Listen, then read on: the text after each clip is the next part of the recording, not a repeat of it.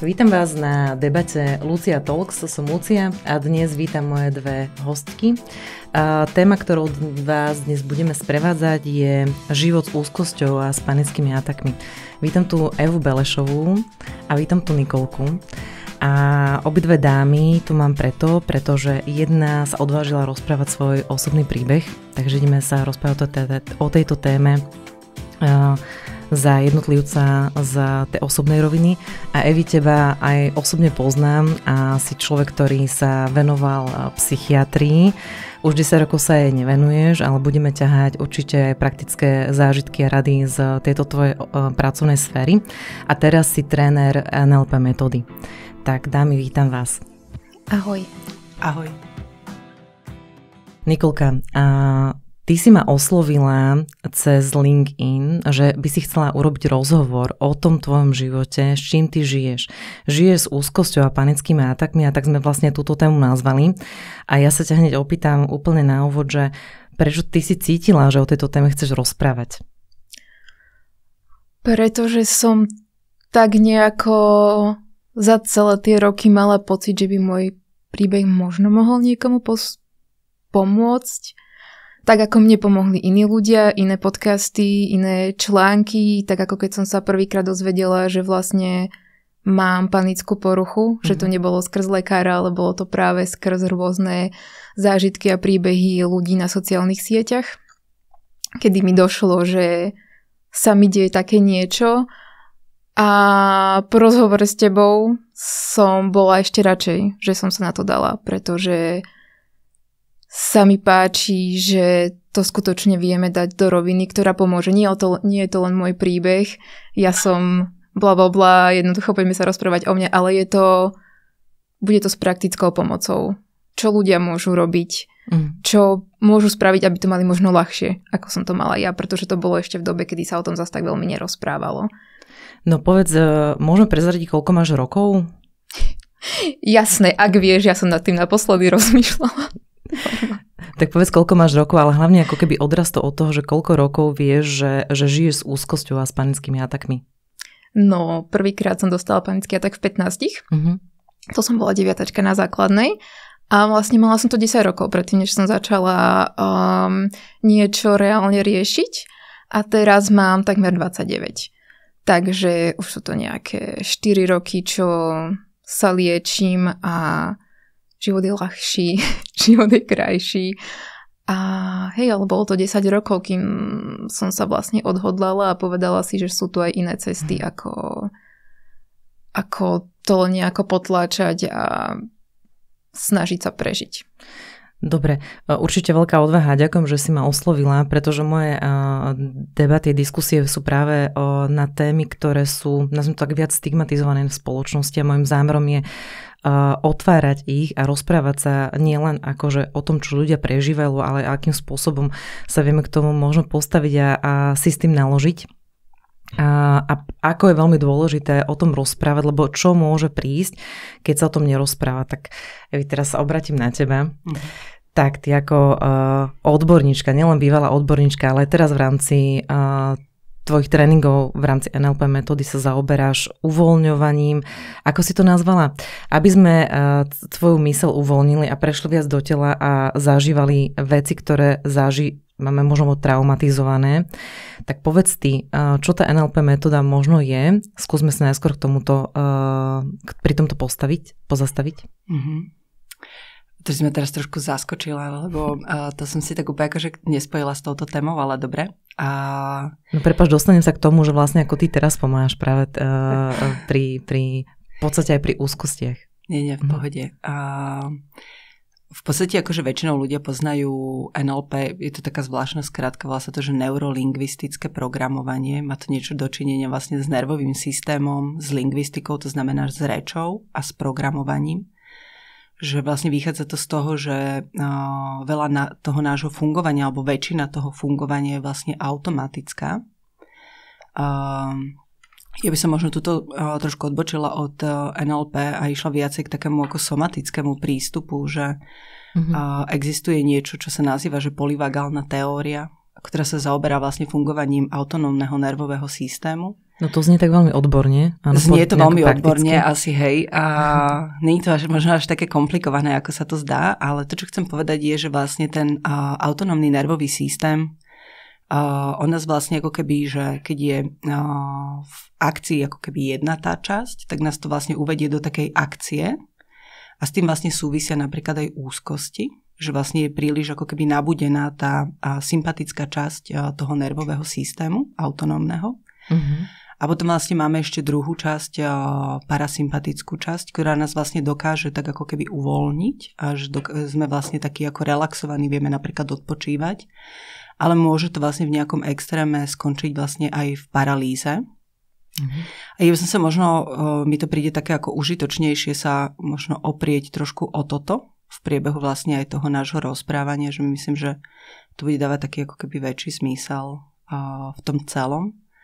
A ja vlastne NLP pozná vlastne veľa takých rôznych ako nástrojov, že často nestačí iba si povedať, že aha, že viem, že toto mám urobiť, alebo že toto by som potreboval zmeniť, ale niekedy vlastne veľmi ťažké to uviesť do praxe, že my síce vieme, čo by sme potrebovali zmeniť, alebo že čo sa s nami deje, ale vlastne nevieme, ako s tým narábať.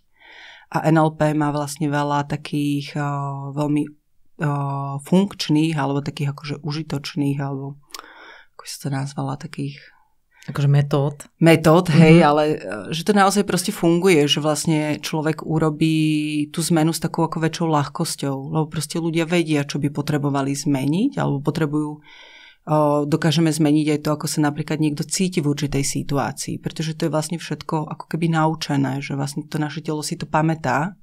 Ono tak možno niekedy v minulosti reagovalo v nejakej situácii.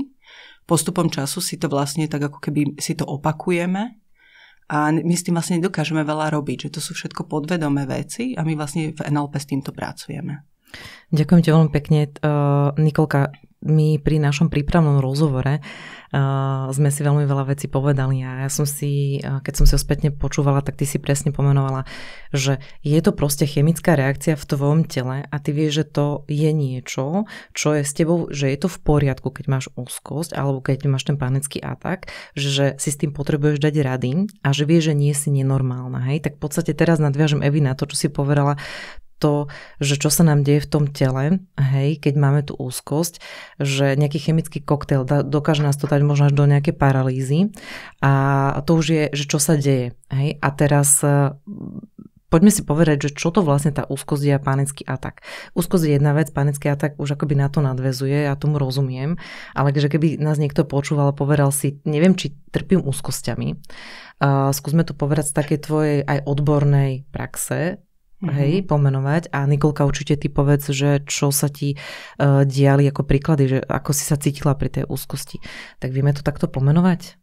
Ešte ja budem asi tiež vychádzať z toho, že aj ja poznám, aké to je mať úzkosť, čiže asi budem vlastne skúsenosti, z tohto vlastne veľa vychádzať, že väčšinou ľudia teda, aj keď chodili do ambulancie napríklad, tak oni to, čo popisovali, väčšinou sa niečo dialo na hrudi, že nejaké ako zvieranie na hrudi, veľakrát cítili búšenie srdca, že to bolo také nepríjemné. Potom samozrejme žalúdok častokrát proste cítili, hej, že bolo nejaké ako keby zvieranie žalúdka alebo celkovo nápätie. Alebo to, čo mi príde, že s tým tiež možno s touto témou trošku súvisí, je také, že dneska sa veľa objavuje, aspoň mne to tak príde, sa objavuje tetania, čo sú v podstate tiež také ako nejaké krče, že to tiež vlastne súvisí s tým, že ten systém je taký ako viac nabudený, než by bolo treba. A častokrát vlastne problémy s dýchaním sa tam objavovali, hej, že vlastne myslím, že jedna vec je, že tie ťažkosti ako také sú nepríjemné, ale potom ešte horšie je to, že vlastne človek nevie, čo sa s ním deje a že proste niečo sa zrazu deje, nechápe, že čo sa deje, že to je nepríjemné. Samozrejme záleží, že vlastne tých ako keby typov úzkosti je viacej, že aj vlastne v rámci diagnostiky existuje proste viacero diagnóz ako úzkostných porúch, hej, že môže byť nejaká ako generalizovaná úzkostná porucha, potom sú nejaké také ako úzkostno-depresívne veci, panické ataky, samozrejme k úzkostiam patria napríklad aj fóbie, čiže to všetko vlastne k tomu patrí a každé je také akože trošku špecifické. A vlastne pri napríklad tej generalizovanej úzkosti to býva také, že tí ľudia vlastne pociťujú tú úzkosť alebo také nápätie v podstate, dá sa povedať, že v priebehu celého dňa. Že vlastne oni sú v nejakom takom, ako keby, ja by som to nazvala, že zovretí vlastne v podstate celý deň, hej, že sa s tým zobudia, že vlastne nerozumejú tomu, že prečo, že čo sa deje, že sa vlastne nič nestalo, iba sa zobudili, no ale tam je dôležité to, že to naše podvedomie stále pracuje, hej, že my spíme, to je síce pekné, ale tam na pozadí proste stále niečo ide. A potom vlastne ešte možno vzhľadom k tomu, že sa bavíme o tých panických atakách, ja myslím, že Nikolka to porozpráva, ale že vlastne veľakrát napríklad tie panické ataky, ja som sa stretla aj, jednak to akože zvykne imitovať infarkt, že vlastne je to proste bolesť na hrudi, ktorá vyslovene vystreluje akože do ľavej ruky, čo sú proste typické príznaky pre infarkt. Tak to samozrejme potom vyvolá ako keby ešte väčšiu hrôzu. Ale ja som sa stretla napríklad aj s tým, že myslím, že tiež sme to vtedy diagnostikovali ako panické ataky, že napríklad, že niekto stratil na chvíľku aj vedomie, že aj takéto veci vlastne v rámci toho môžu byť. A bolo to vlastne nepríjemné, lebo tak to sa stalo zrazu niekde na ulici, hej, že a to je proste nepríjemné, že vlastne potom tí ľudia mali veľmi často ako keby, že to, čo bolo pre nich stresujúce, je, že nikdy nevedeli, kedy to príde. A že v akej zrovna budú situácii, kde sa to objaví, a to vlastne bolo možno ešte viacej nepríjemné ako to, že sa to objavilo, lebo vlastne ich to neustále udržiavalo v nejakom strehu alebo strese, neboli schopní sa uvoľniť a strašne sa vlastne báli toho, že čo sa stane. Dobre, ďakujem za vysvetlenie, ale predsa len sa ešte vrátim. Kedy si mám povedať ja ako človek, ktorý, že OK, už je to nejaká úzkosť, ktorou by som ja niečo mala robiť. Hej? Kedy si poviem, že nemám len taký úzkostný stav, že dneska mi je tak ťažšie. Keď to trvá celý deň, keď to trvá týždeň, keď sa to opakuje, vieme to nejako tak trošku popísať, že kedy už je ten vykričník. Ešte, ja by som to povedala tak inak, hej, že nehovorím, že človek má ísť ako k psychiatrovi, hej, to nie. Ale že proste nie je to síce bežné, ale z môjho pohľadu by to malo byť normálne, že človek by sa mal cítiť proste v pohode.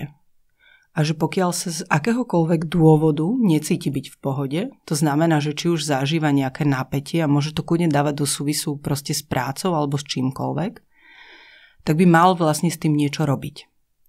Pretože tam to je vlastne taký, ako keby, ja by som to nazvala, že zárodok toho celého. Hej, že proste som sa stretla s ľuďmi proste vo vysokých manažerských pozíciách, ktorí vyhľadali pomoc vtedy, keď už proste mali panické ataky.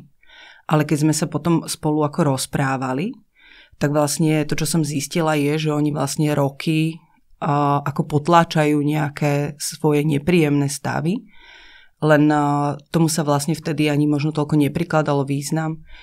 Ja si uvedomujem, že ja žijem trošku v takej bubline, že vlastne, že ja sa pohybujem v prostredí, kde ľudia na sebe pracujú, kde proste sa zaujímajú o svoj stav, o to, aby boli v pohode a tak ďalej. Čiže ja si myslím, že ja som trošku taká špecifická skupina, že mám takú svoju bublinu, že mne príde, že už dneska sa o tom veľa rozpráva, ale to vôbec nemusí byť pravda.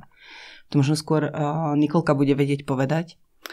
Pretože ja predsa len v tom prostredí vlastne žijem strašne dlho, hej, veľa sa o tom rozprávalo, v rámci psychiatrie teraz tiež, takže je to také, ale si myslím, že proste, ja by som chcela povedať, že vlastne není normálne sa cítiť zle. Že to není normálne a je proste potrebné s tým niečo robiť. A nehovorím, že to musí byť hneď psychiatria, hej, existujú rôzne iné spôsoby, či už si ľudia výberú coaching, terapiu alebo pôjdu niekde na nejaký kurz, kde sa naučia spolu so sebou pracovať alebo proste zaujímať sa. Ale proste není normálne, aby sa človek zle cítil. Alebo aby nespal, aby bol vlastne v napätí a podobne, že toto mi nepríde, že to je OK. Aj keď viem, že je to veľmi bežné v dnešnej spoločnosti. Ty hovoríš takú krásnu vetu, ja som si ju aj zapísala, že len sa samého seba opýtať, ako sa dnes mám napríklad. Hej, nájsť si na to ten priestor a čas. To bolo super, no. Presne tak. Rozumiem. No žiť s úzkosťou, ako som navnímala aj pri tvojej odpovedi, sa dá. Panické tak nevieme, kedy prichádza a je to niečo, keď nám trvá aj celý deň, možno viacero dní, tak my s tým ako keby žijeme, robíme funkčné veci, ráno staneme, ja neviem, ideme do práce, ideme na kávu s kamoškou, len je to možno ťažšie. Tak teraz sa pozriem, Nikolka, na teba. Môžem ti ešte k tomu niečo? Ja by som povedala, že závisí od intenzity tej úzkosti. Lebo tá úzkosť môže byť taká mierna, že je to skôr také, že človek si na to zvykne a berie, že to je ako, že s tým dokáže žiť. Ale potom sú napríklad, akože tá intenzita tej úzkosti môže byť obrovská a vtedy je to neznesiteľné. Že vtedy si viem predstaviť, že z takého stavu ľudia proste si siahnu na život, že to je fakt niečo, s čím sa proste nedá ako keby existovať, lebo v tej chvíli je to tak hrozné, že vlastne vôbec nevieš, že aj keby to, že nemáš istotu, že či to pominie, kedy to pominie a či to vôbec vydržíš, kým to pominie, že záleží od tej ako keby intenzity toho celého. Je mi jasné, že jedna z vecí, ktorá sa asi deje, že človek sa stáva tak viac asociál, to je taká, že prvá vec, ktorá môže byť, že sa začneš separovať. To som teraz tak zovšeobecnila, ako to ja vnímam, hej. A rozumiem aj tým intenzitám úzkosti. Kľudne povedz ešte, keď k tomu chceš niečo dodať. Nie, to je bola iba taká reakcia na to slovo, vieš, že asociál, že ja si predstavím potom takých tých ľudí, čo sú už úplne bezdomova, takže... Tak áno, ako, ja to vysvetlím. Áno, aj k tomu úzkosť môžem smerovať, presne. Ale... Hej, určite taký človek, ktorý ako keby nemá záujem možno sa stretávať s kamarátmi, bežne sa stretával, chodí do práce, keď môže mať home office, tak má home office možno, hej. Nezaujímajú ho nejaké vlastné hobby, ktoré predtým mal, tak týmto som vlastne myslela toto správanie. Nikolka, ty, ako sa tiež žije s tou úzkosťou tvojou? Ja by som ešte to tiež nadviazala na to naše slovo asociál. A ono je to veľká pravda. A to je to, čo som spomínala, keď sme sa rozprávali, že jedna vec je mať tie úzkosti, mať panické ataky a žiť s tým. A druhá vec je, keď si človek začne uvedomovať, ako veľmi mu to ovplyvňuje život. A všetko, čo na dennej báze robí. A skutočne sa ten človek stáva asociálnym, pretože on nemá silu na to fungovať v spoločnosti a zároveň je málo takých ľudí, ktorí vás budú rešpektovať. Že zrazu zostanete ticho, lebo máte panický atak v strede konverzácie. Je veľmi málo takých ľudí, ktorí to jednoducho pochopia alebo nemajú potrebu do vás vrtať a naďalej sa s vami budú kamarátiť, hej. Takže to je na tom za mňa tá veľmi taká odvratená strana toho všetkého, ktorá s vami zostane aj potom, keď sa vyliečite.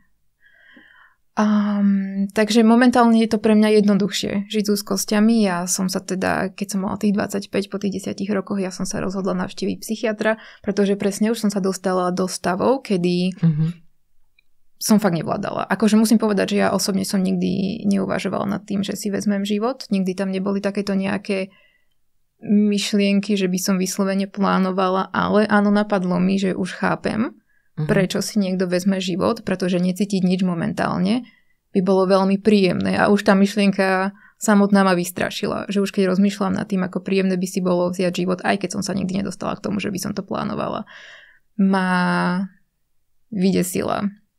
Nikolka, čo bol ten moment, kedy si sa rozhodla, že už ideš za odborníkom, ktorý ti možno predpíše aj lieky, že ty si sa venovala akoby aj iným možnostiam, predtým aj sa stále venuješ, ale potom popísaš, že kedy si navštívila toho lekára a že čo bol ten zlomový moment? Keď som dostala fakt veľmi silný panický atak.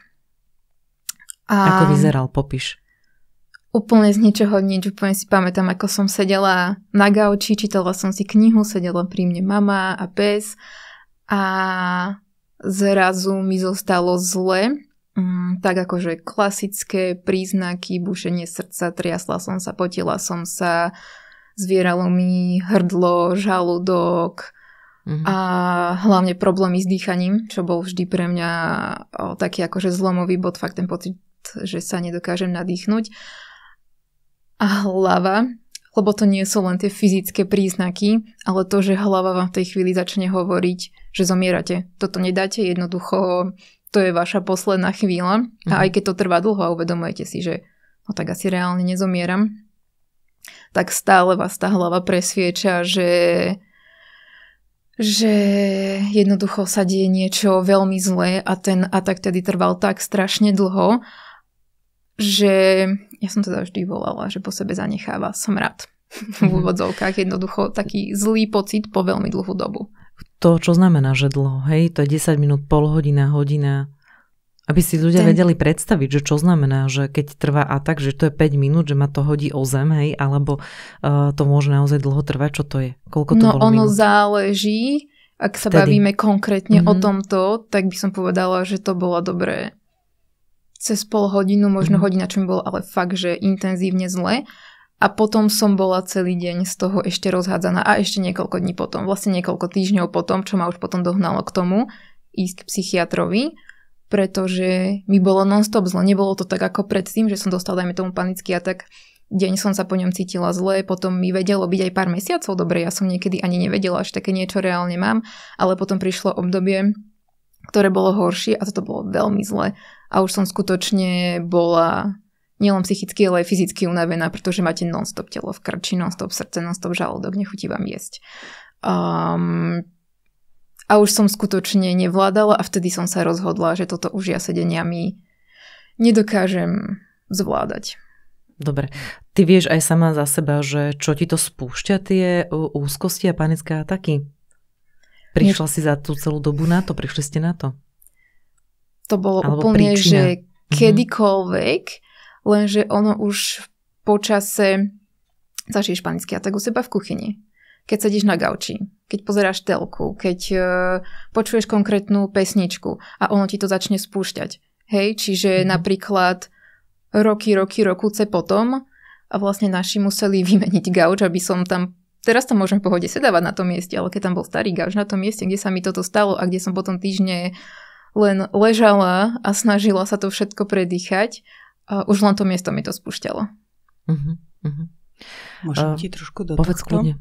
Že vlastne toto je niečo, čo my v NLP nazývame, že kotvenie, že vlastne my máme také ako keby kotvy, že napríklad semafor je kotva.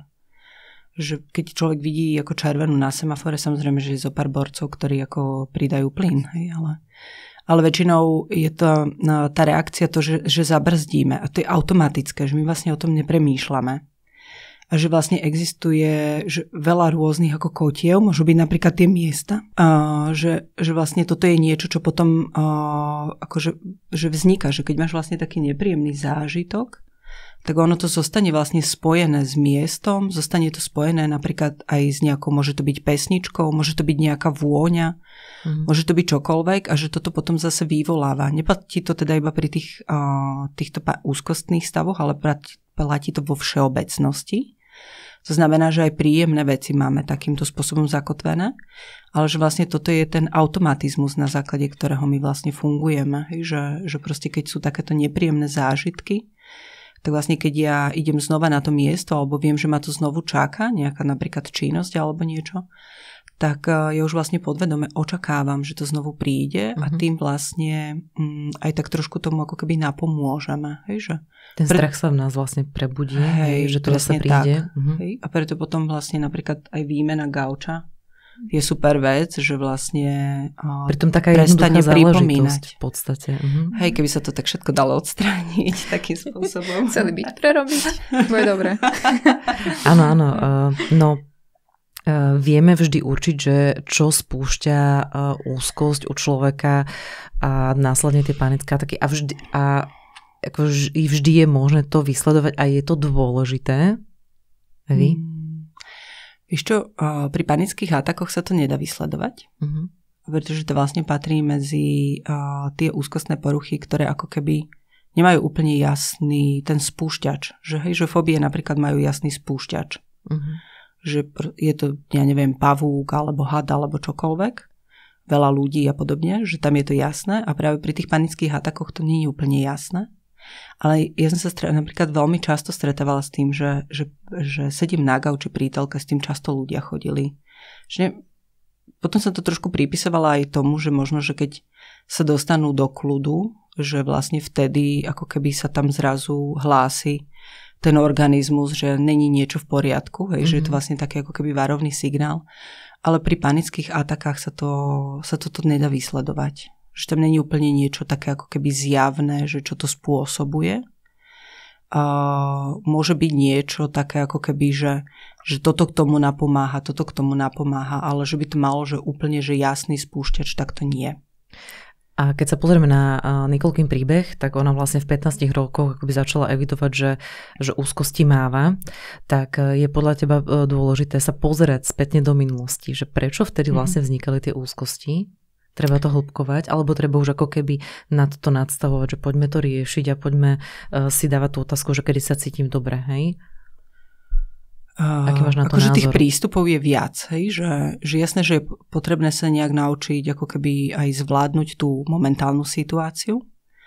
Za mňa má určite zmysel sa vrátiť aj do minulosti, lebo to sú veci, ktoré by človek veľakrát ani nepovedal, že ja som si, dneska ráno som si tak náhodne spomenula na jedného pána, ktorý bol môj pacient v ambulancii. A on teda nemal a síce panické ataky, ale on vlastne ma oslovil kvôli fóbii z lietania. On pracoval v cestovnom ruchu a potreboval lietať a vlastne nebol schopný si vlastne sadnúť do lietadla. A ja som už vtedy vlastne sa venovala NLP a aj sme proste, že on prišiel vlastne kvôli tomu, že aby sme to akože vyskúšali, že on proste počul, že NLP má s týmto dobré výsledky a tak ďalej. A jeho to vôbec do tej techniky nepustilo, tak my sme spolu proste dlhodobejšie pracovali a to, čo sa napríklad jemu tam objavilo, je to, že on bol vlastne nechcené dieťa. Že to vlastne môže aj toto byť. A dneska existujú proste rôzni ako lekári, ktorí sa práve napríklad venujú traumám. A to, čo aj vlastne oni hovoria je, že býva zlá diagnostika, že často ľudia, ktorí sú traumatizovaní, oni to nemusia vedieť. Že to není ako trauma, že človek vie, že toto sa mu stalo, ale že to sú proste veľakrát aj napríklad prenatálne traumy. To sa kedysi vôbec neriešilo, že v prenatálnom období, že proste ten plod, ktorý je vo vnútri proste tej mamy, že on niečo cíti, niečo sa s ním deje a tak ďalej. Čiže vlastne veľakrát, alebo teda oni hovoria o tom, že proste tieto traumy sú zodpovedné za veľa práve takých úzkostných a depresívnych stavov. A keď som pozerala, teraz bola nedávno taká konferencia práve o prenatálnych traumách v Čechách a ja si to už presne nepamätám presne všetky 4, ale prvé, čo bolo, čo spôsobuje traumu u detí, ešte nenarodených, je to, že či sú chcení alebo nie. Potom je to vzťah matky k otcovi a vzťah matky ku svojej matke. A to je v podstate to, čo ovplyvňuje ešte to nenarodené dieťa a že napríklad aj tam môže byť ako keby pôvod všetkých týchto stavov. Že mám takú skúsenosť, že ľudia síce ako prídu, že majú úzkosť, ja neviem, oni vedia niekedy aj povedať, že to začalo pred pol rokom, ale že potom, keď sa vypytujem, alebo keď som sa vypytovala, tak veľakrát sme potom, možno ani nie na tom prvom stretnutí, ale že postupom času sme sa dostali k tomu, že oni si spomenuli, že vlastne už v detstve mali úzkostné stavy, že už ako malinky mali úzkostné stavy. Ale na to si vlastne ako keby nepamätali, že to niekde zabudli a až postupom času sme sa vlastne k tomu dostali, že mne príde, že ono sa to proste ťahá už akože nejakú dobu, že to vlastne není úplne, že to vznikne vtedy, keď tá úzkosť prvýkrát príde, alebo že to nejakú dobu trvá. Že jedna vec je, že tak ako Nikolka pekne hovorila, že vlastne vtedy si to uvedomila. Ale ono to z mojej skúsenosti to trvá už ďaleko, oveľa dlhšie a že proste to dieťa možno, že to, čo veľa ovplyvňuje napríklad aj to prostredie, že v ktorom my vyrastáme. Hej? Že proste keď je mama napríklad viacej taká úzkostná, tak ono vlastne to dieťa žije ako keby v takom, je to nazvem, že energetickom poli tej mamy a vlastne ono cíti to, čo cíti tá mama a keď ona je úzkostná, tak to dieťa tiež cíti tú úzkosť. A to, čo my sa vlastne potom naučíme, je, že to je ako keby norma, lebo to je svet, aký my poznáme. A teda ako mňa celkom teda v poslednej dobe zaujala práve tá prenatálna trauma a ja som povedala, že asi 95% ako populácie sú ľudia, ktorí sú traumatizovaní. Ja by som sa tam tiež zaradila teda. Áno. Neviem o tom, že by sa by teda niečo také stalo, ale keď si to človek prečíta, že čo tam vlastne všetko patrí, tak by sa tam veľmi ľahko akože vedel nájsť. Tuto možno trošku mám potrebu odľahčiť, že rozumiem, že zaoberať sa možno tým, keď sme sa ešte nenarodili, alebo keď sme boli nosení v brúšku našej maminky, že ako sa ona cítila a tak ďalej, je dôležité, ale že asi dôležité je veľmi dôležité je to v momente, kedy sa naozaj, že ja v túto chvíľu zle cítim a idem vlastne to, že možno neviem, prečo sa cítim zle, hej, že máme dnes, chvála Bohu, ten luxus, že vieme vyhľadať odborníkov, vieme využívať niektoré metódy, ktoré nám to môžu troška zadefinovať a odhaliť. Takže ale ďakujem ti za tento poznatok a za to, že sme sa dostali až takto hlboko, lebo myslím si, že sme krásne naviazali na to, čo Nikolka teraz bude rozprávať, pretože no ty vieš, prečo ti začali tie úzkosti. Ty máš taký príbeh troška spojený s tvojim bratom, že? Ideme sa toho dotknúť. A hovorila si, že je to niečo, čo teraz tiež pochádza ako keby viac z detstva. Porozprávaj o tom. A hlavne teda tá konkrétna situácia, ktorú si vybavujem zo školy, kedy späť neviem, že to bol prvý panický atak, i keď nechápem, prečo zrovna v ten deň. Pretože... No koľko si mala rokov, keď si to pamätáš, že vtedy to bol ten prvý panický atak? 15, keď som bola tá deviatačka a mali sme písomku z fyziky s učiteľkou, ktorú som nemala rada. Fyzika mi nikdy nešla, nikdy som nemala rada tieto predmety a spadlo mi počas písomky pero alebo ceruska pod stôl, zohla som sa pod to a zatočilo mi hlavu, začalo mi bušiť srdce, začalo sa mi zle dýchať. Teraz už viem, že to bol prvý panický atak a netuším prečo zrovna tedy, nebola to prvá ani posledná stresujúca písomka alebo písomka s ňou. Ale presne keď sme sa bavili aj o tom prenatálnom vývoji a ono človek, keď má asi takúto nejakú panickú poruchu, tak sa začne vyššie zaujímať o tieto veci a vzdelávať sa a je to niečo, čo sme miliónkrát rozoberali aj s mamou, že je možné, že to je všetko tam, že ja si tiež myslím, že to začalo skôr, nie je to tak, že moje telo, hlava by sa v jednu chvíľu rozhodli, že teraz to prestane fungovať alebo teraz tam bude nejaký hormonálny imbalans, ale že to pramení z niekade inakade. Prečo ste na to? Zadefinovali ste si to? Akože áno, keď sa pozrieme na... Ja som bola veľmi chcená, veľmi ľúbená, čiže týmto nebude, ale keď sa pozrieme na to, v akom prostredí ma mamina nosila, tak vidíme to tam a povedala by som, že to celkom dáva zmysel, to, čo sa stalo mne, alebo napríklad to, že brat má cukrovku. Je tam tá možnosť, pretože skutočne verím, že sa to telo nerozhodne len tak. No, človek sa veľakrát zamýšľa nad tým, že prečo a skade a čo sa stalo. A pamätám si úplne moju prvú skúsenosť s psychologom, že bol detský psycholog, ktorý sa ma teda začal pýtať, aké som mala detstvo, akých mám ľudí okolo seba, rodičov, súrodenca, takéto veci. A vlastne, že nebolo zle. Nikto mi neublížoval, mali sme peniaze, mala som kde bývať. A psycholog potom na mňa pozerá, že tak a prečo máš úzkosti? Že preto som tu, lebo ja neviem. A to som prišla s tým, že mám úzkosti. 15-ročné dieťa za vami prišlo s tým, že má úzkosti a vy sa ma ako dospelý psycholog pýtate, že prečo ich mám. Hej, takže... Nikol, povedz, či ty si vyhľadala toho psychologa sama, alebo to bol nejaký školský, alebo rodičia ti s tým pomohli? Toto bola asi mama a ja neviem, že či nemala moja obvodná doktorka na dverách takúto akože telefónne číslo na psychológa a to vtedy riešila mama a hej, neviem, asi vtedy som bola chorá, tak sme išli doktorke, potom sme to tam našli a máme sa to nezdalo, že správam sa inak. Správam sa zvláštne a ja som to v sebe nemala úplne zadefinované, že čo mi je. Nepamätám sa úplne presne, že kedy som v tom období našla taký jeden článok o úzkostiach, kde sa ľudia vyjadrovali k tomuto. A v komentároch som našla nejakého pána, chlapca, ktorý presne opísal to, čo sa mi deje. Takže tedy mi došlo, že mám úzkosti možno nejako tesne predtým, ako som išla k tomu psychologovi, pretože tam už som išla s tým pocitom, že asi viem, čo mi je. Ale predtým som to nevedela úplne definovať. Čo si mu povedala, ako sa cítiš, ako sa to u teba vtedy prejavovalo? To, čo sa mi stalo na tej písomke, že mi teda zostalo zlé, že ja som zostala veľmi pozorovať samu seba a svoje fyzické prejavy, že mi napríklad, že zmodrali nechty, alebo tak, čo sa mi deje normálne, keď je zima, hneď mením farby. Ale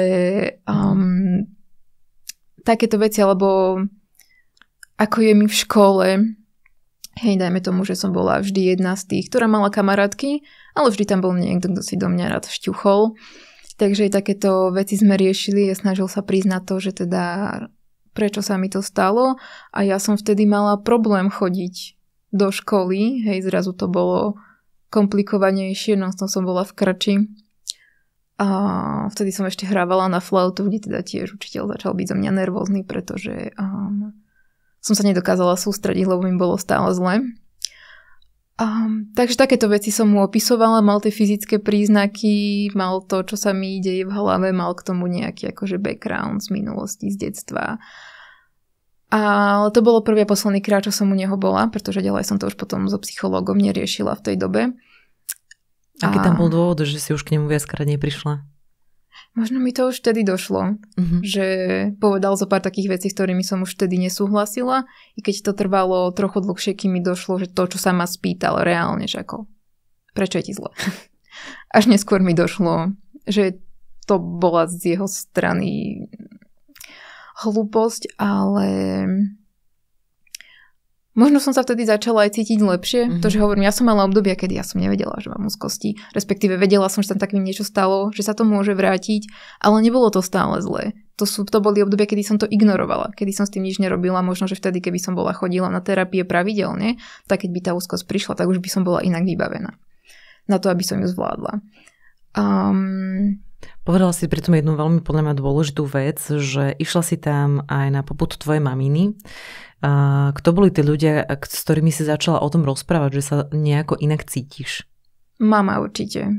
My máme s mamou veľmi dobrý vzťah odjak živa. My sme kamarátky, takže mama o mne vie úplne všetko a tam nebol pre mňa problém. A toto je jedna z tých vecí, za ktorú som strašne vďačná, čo je podľa mňa veľmi dôležité mať okolo seba ľudí, ktorým nie je problém povedať takéto veci. Skutočne, že sa môžete posťažovať, môžete povedať, že vám je zle, že vás niečo bolí a aj keď to na vás fyzicky nie je vidno, ten človek vám verí, aj keď ho to desí alebo nerozumie, možno si myslí, že si vymýšľate, ale začne to riešiť. Je fakt dôležité mať pri sebe takého človeka, ktorý sa snaží pomôcť aj tak a nenechať to nejako úplne bez pozornosti. Ty si tam vlastne veľmi krásne kladla tú otázku, čo Evička hovorila, že ako sa v tom cítim. Hej, toto tam úplne jasne čítať.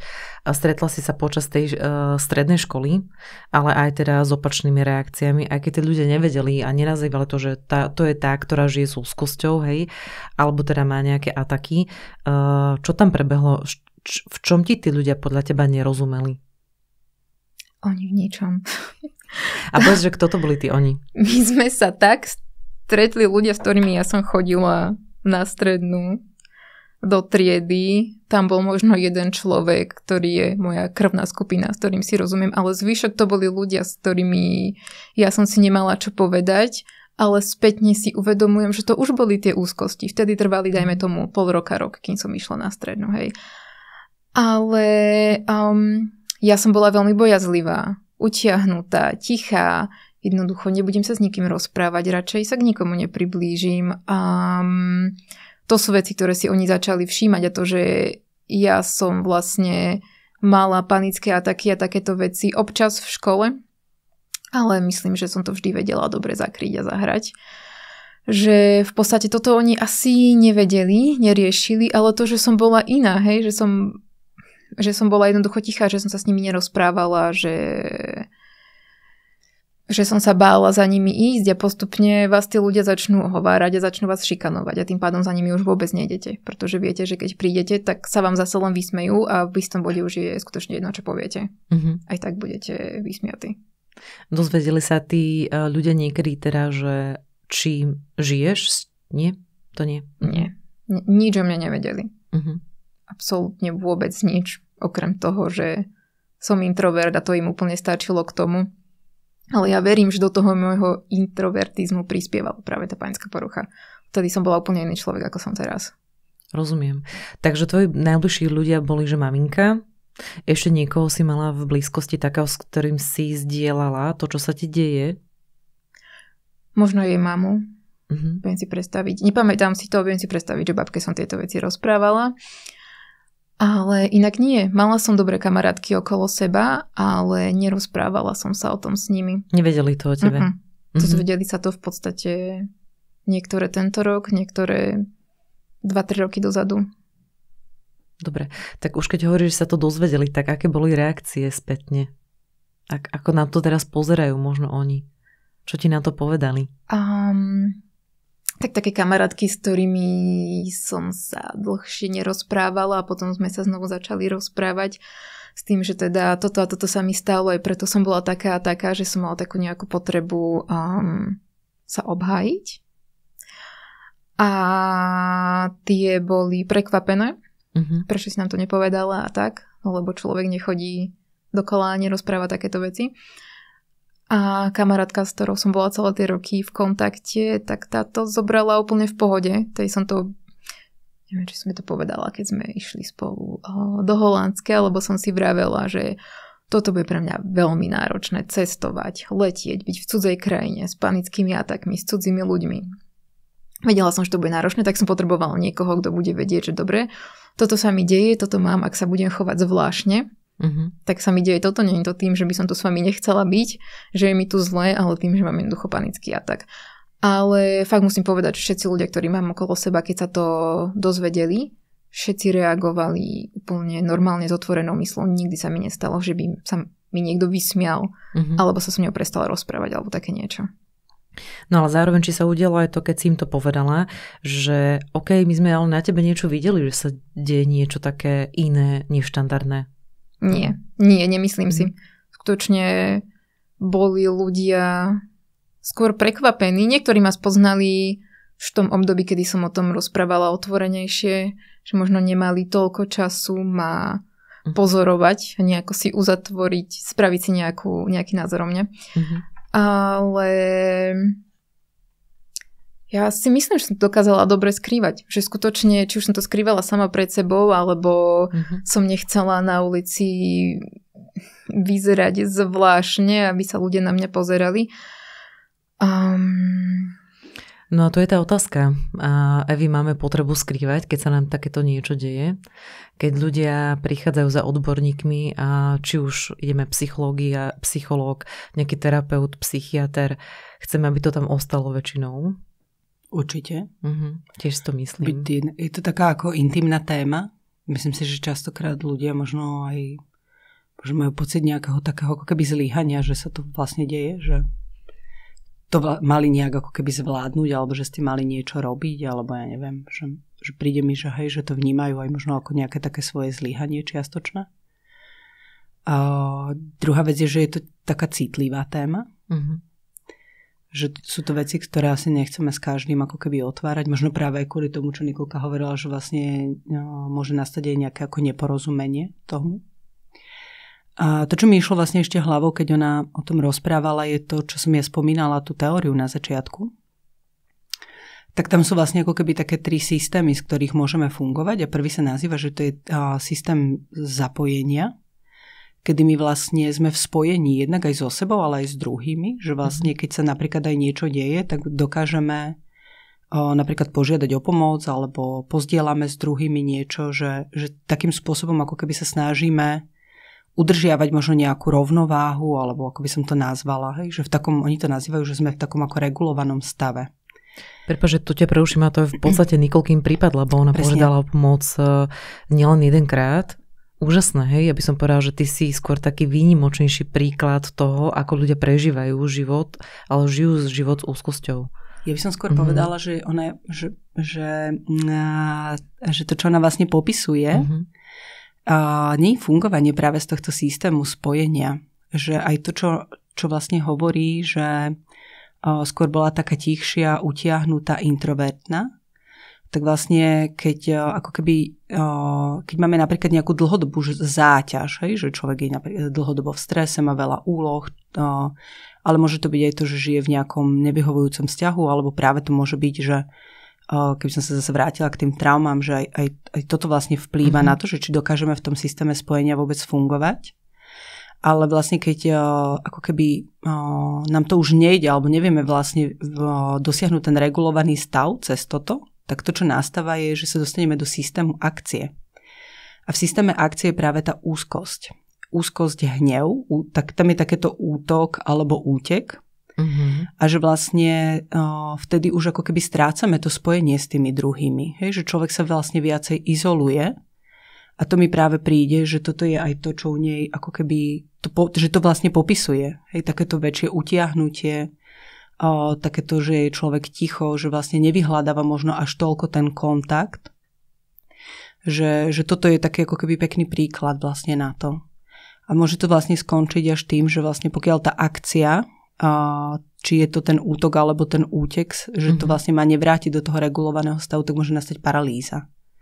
Že vlastne ľudia sa dostanú, alebo oni to nazývajú, že systém vypnutia, že sa vlastne človek dostane do takého, že keď už vlastne nevie, čo s tým, takže sa upadne do takej beznádeje. Čiže mne to príde, že vlastne, že veľa je tam toho popisovaného z toho, čo ona hovorí práve v tom systéme tej akcie.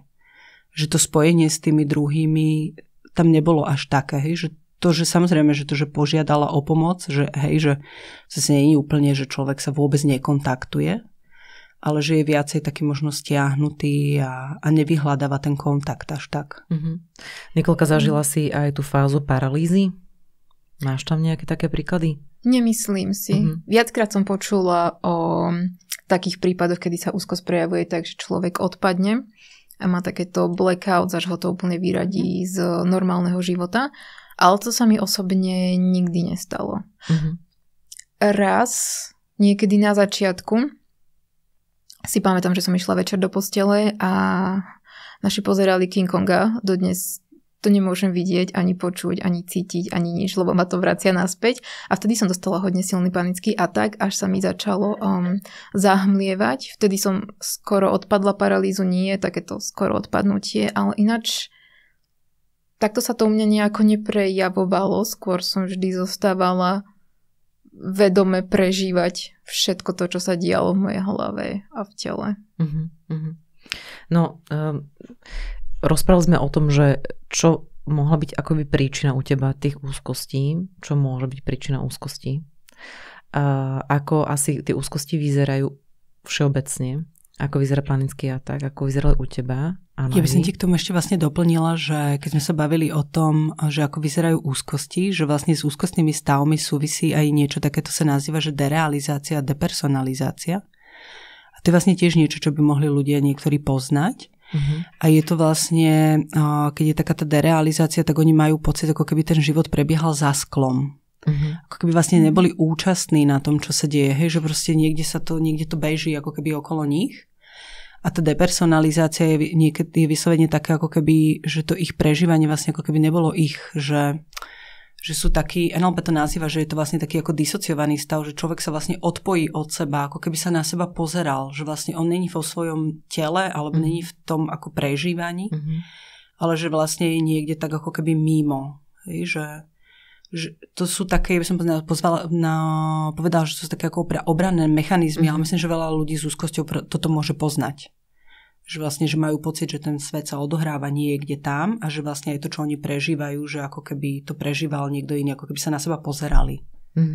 Rozumiem. Neviem, či si mala tiež takú skúsenosť s tým. Áno, aj to je pravda. Také pozeranie sa cez hmlu na seba, na všetko, čo sa deje. Takto, ako to popisujeme, tak to vyzerá ako taká dosť vážna vec, ktorá nemusí prejsť raz, dva. To je vážna vec. Áno, ale preto to aj takto vlastne hovorím. A nemusí to trvať 1 mesiac a nemusí to vlastne ako keby vznikať v tom čase, kedy si my uvedomujeme, že sme to zažili prvýkrát. Že má to prapovod, alebo už sme to mohli zažívať predtým, ale sme si to neuvedomovali. Čo sa s tým dá robiť? Hej? Žiť, to je jasná vec. Ako žije človek s úzkosťou, tak Nikolka, ty už o tom vlastne rozprávaš. A čo sa s tým dá robiť? Povedz mi, prosím ťa, že okrem toho, že si išla za psychiatrom, tak predsa tam prebehlo 10 rokov života bez toho, aby si nebrala žiadne lieky na to.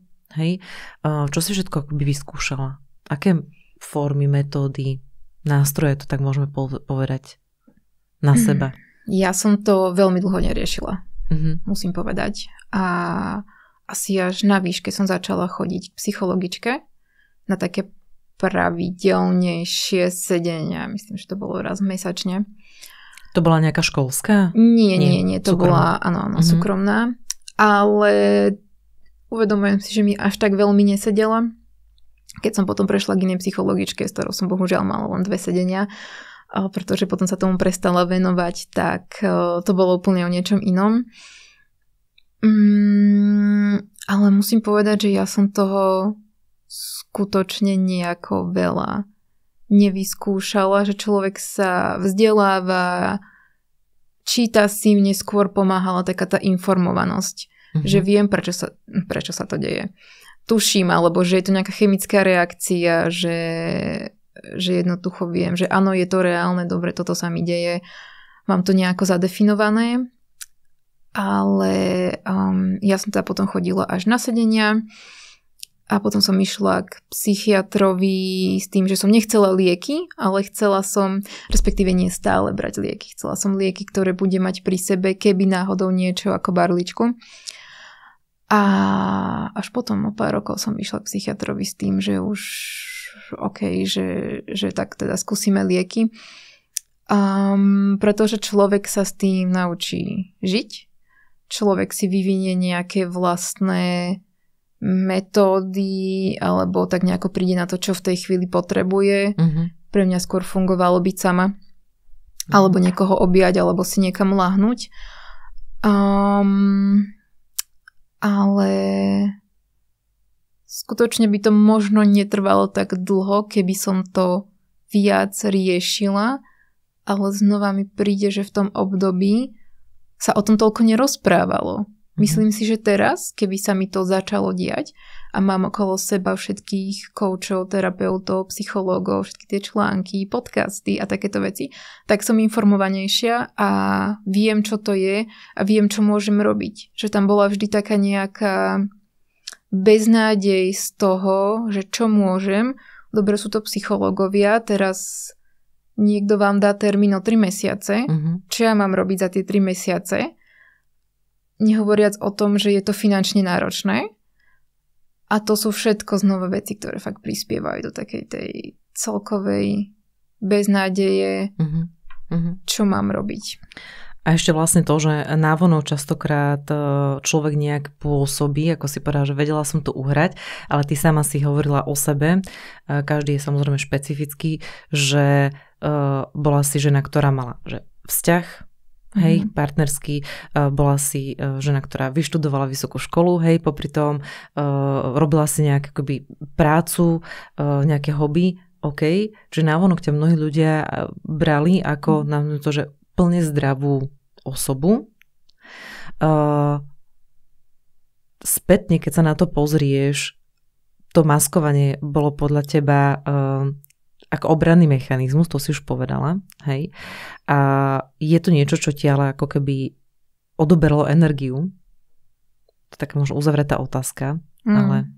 Určite, ale celkovo tá situácia spätne, keď sa na to pozriem, vidím, že som zostávala v zlom vzťahu alebo v zlých situáciách práve aj kvôli tej úzkosti, ktorá skutočne ovplyvňuje úplne všetko, čo ten človek robí a ako ten človek zažíva veci.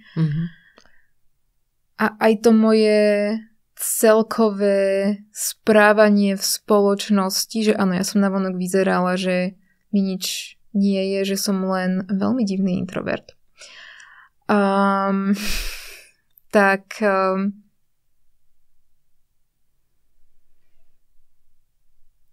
Fakt, človek sa to naučí tak schovávať, že mu to, áno, v konečnom dôsledku mu to uberá energiu, ale ja som si to neuvedomovala, to nebolo vyslovene, že by som to robila vedomé, ale tak keď vám je zle na verejnosti, tak nechcete, aby to ľudia videli. Vždy som skôr mala pri sebe niekoho, kto vedel, čo mi je, o koho som sa mohla oprieť. A bolo pre mňa ťažké pustiť takého človeka preč, aj keď som si uvedomovala, že dajme tomu nechcem, aby bol v mojom živote. Ale práve vás to všetko pri ňom drží, lebo to je taká vaša barlička vo svete. A ono je to fakt všetko so všetkým tak spojené, keď sa pozriem na minulosť. Kedy si sa začala v tom viac vzdelávať a informovať? Mne príde, že hneď od začiatku. Ale ja som bola vždy taký ten typ, ktorý jednak rada čítam, a jednak potrebujem mať fakty. Čo, prečo, ako, čo to je, ako sa to prejavuje. A tak nejako som sa potrebovala sama diagnostikovať. Pretože keby idem k doktorke, nič zo mňa nikde nevyteká, mám ruky, mám nohy, takže vás doktor nebere úplne vážne. Áno, áno. A ako to vyzerá dnes, keď teda máš aj nasadenú liečbu? A ešte aké metódy, alebo čo ešte v živote vlastne máš? Chodíš na terapie? Povedz, čo si ako do toho života zaradila, aby sa cítila možno bezpečnejšie? Momentálne coaching. Absolvovala som 3-mesačný taký skupinový coaching, ktorý bol skôr smerovaný na sebalásku, na takéto veci, ale práve to sú veci, na ktorých potrebujem popracovať, čo na mne nechala tá úzko za tie roky. A musím povedať, že tento coaching mi veľmi vyhovuje, ešte viac ako mi vyhovovali terapie. Je to také uvoľnenejšie a chodívam na rôzne také stretnutia s tou coachkou. A viacej sa tak socializujem. Znova mám pocit, že nachádzam samu seba a že sa dávam dokopy po tom, čo sa mi stalo. A musím povedať, že ja som teraz spokojná s takýmto tým nastavením koučovania. Čož by som možno ľuďom poradila. A to, že si hovorila, že bola nejaké 3-mesačné, to tam boli viacerí ľudia, ktorí zažívali niečo podobné a ste to zdieľali, alebo si bola iba individuálne s tou jednou osobou, ktorá ťa vlastne bolo kaučovala? Nás 5 plus koučka a každé sme tam boli kvôli niečomu inému. Každá mala svoj príbeh, ja som vlastne nerozoberala úzkosti, skôr to bolo také, že áno, mala som úzkosti, toto sa mi stalo, mám pocit, že mi to takto ovplyvnilo život a toto si v sebe potrebujem vyriešiť. Ale aj keď sme každá riešili niečo iné, vlastne sme boli každá rovnaká a to je to pekné na týchto zdieľaniach a na týchto koučoch, že tí ľudia sa tak nejako dajú dokopy, pretože vy sa zapisujete individuálne, ale zrazu vás tak nejako, ja to volám vesmír, hodí dokopy a ste tam tí, ktorí ste tam mali byť, tí, ktorí si rozumiete. A bolo to strašne pekné. Skutočne zdieľať s inými ľuďmi svoje pocity a extrémne mi to pomohlo. Samozrejme, že išla som do toho, platíte peniaze s tým, že snáď mi to pomôže, ale nečakala som, ako mi to pomôže. Dobre. Ešte sa opýtam. Keďže si na liečbe, tá liečba, teda potrebuješ navštevovať psychiatra, predpokladám. Toto máš ako nastavené? Ako často sa vidíte a možno ako vyzerajú tie stretnutia s tým odborníkom? Tam momentálne chodím len raz ročne, s tým, že mám vlastne predpísané lieky dopredu. A väčšinou sú to krátke rozhovory, je mi dobré, liečba funguje, pretože na začiatku je to samozrejme také, že vás ten psychiater upozorní, viete, že toto sú vedľajšie efekty liekov, môže trvať dlho, kým to nastavíme, to množstvo, značku, látky, takéto veci. Ja neviem, čomu všetkému mám ďakovať za to, že hneď prvá dávka, hneď prvé lieky mi zafungovali.